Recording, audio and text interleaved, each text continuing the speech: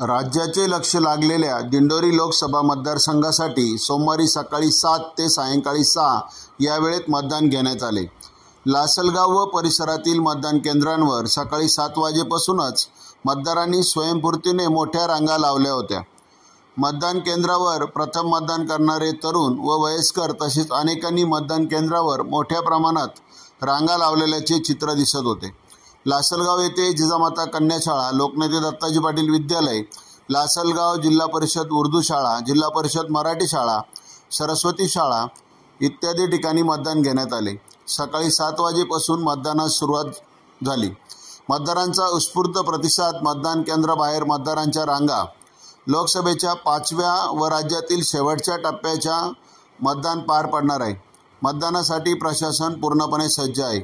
दिव्यांग बांधव यांच्यासह तरुण वर्ग, महिला आणि नेते मंडळींनी आपल्या मतदानाचा हक्क बजावला आहे।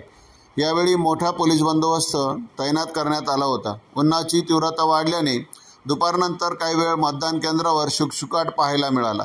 कांदानगरी न्यूज करिता आसिफ पठाण, लासलगाव।